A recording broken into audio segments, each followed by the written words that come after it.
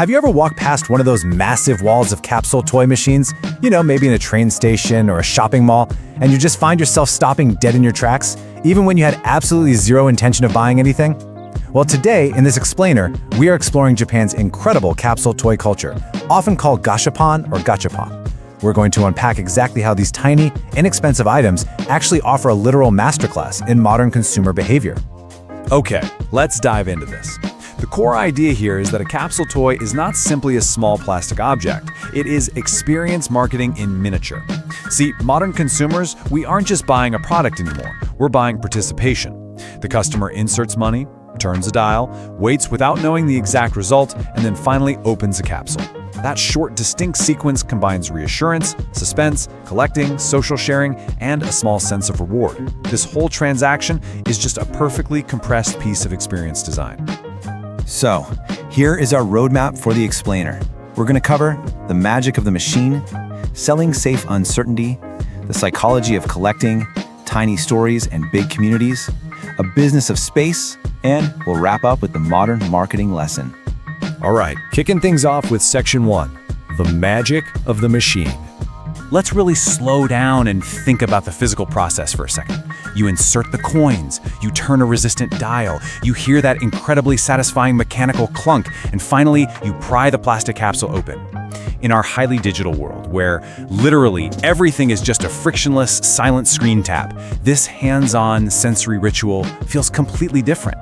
Touch, weight, sound, movement, they all make the event memorable. It really strengthens that feeling of, hey, I pulled this myself. Now, what's really interesting about this slide is the sheer scale of this phenomenon. 196 billion yen. According to our sources, Japan's capsule toy market reached approximately that staggering amount in fiscal 2025, which is a record high. And remember, a typical play only costs around 300 to 500 yen, which is roughly $2 to $4 US. This is definitely no longer just child's play. We are talking about a colossal industry driven by adult collectors, tourists, and major brands, and it's all built entirely on pocket change. Moving right along to Section 2, selling safe uncertainty. Think about your standard vending machine.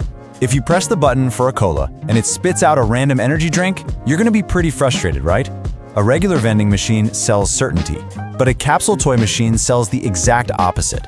Its randomness is the feature, not a defect. You are quite literally paying for the surprise. We call this concept safe uncertainty. The machine sits right in this brilliant sweet spot between traditional shopping and gambling. Unlike, say, a claw machine where you might easily walk away empty-handed, a capsule machine guarantees you will get an item. You just don't know which one.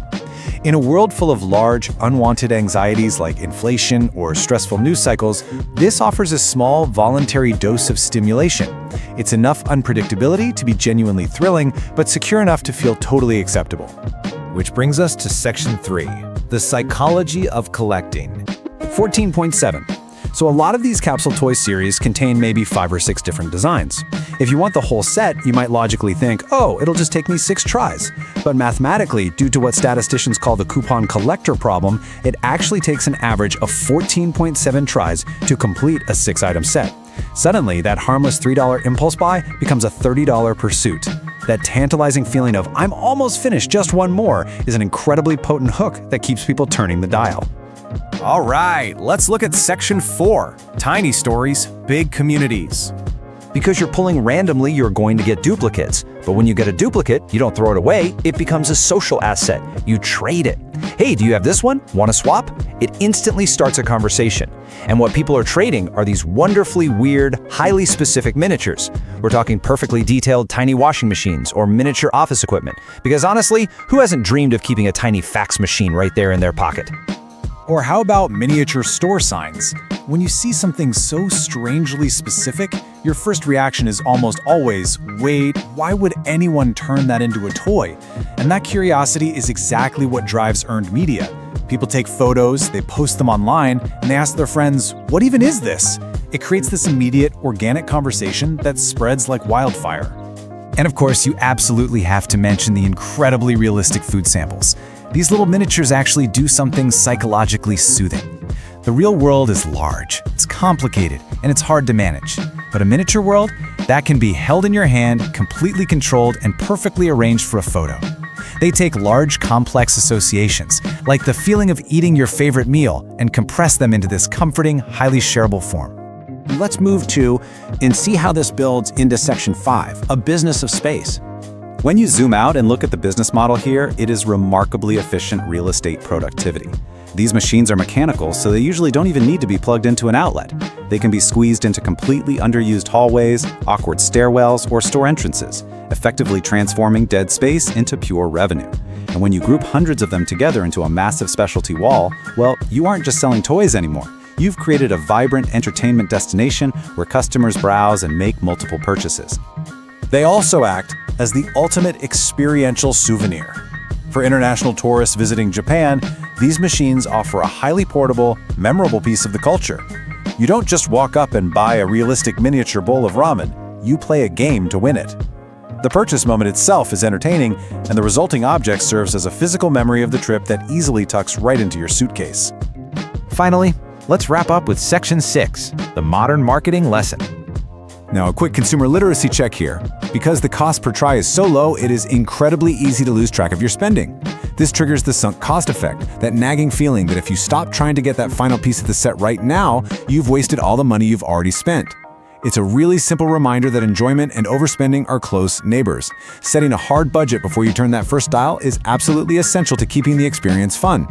So the crucial point is really these 5 lessons. Experience creates value. Safe randomness is highly attractive. Social sharing expands an item's lifespan. And clever spatial design captures attention.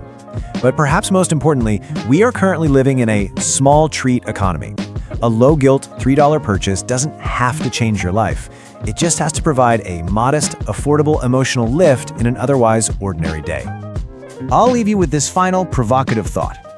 The next time you see a massive wall of capsule toys, or even just a blind box display at your local store, take a second to ask yourself, why do you actually want to try it? Is it the object itself, the suspense of the turn, or the story you get to tell your friends afterward? Observing your own reaction is the very first step to seeing the invisible machinery of marketing all around us. Thanks for joining me on this explainer, and keep exploring.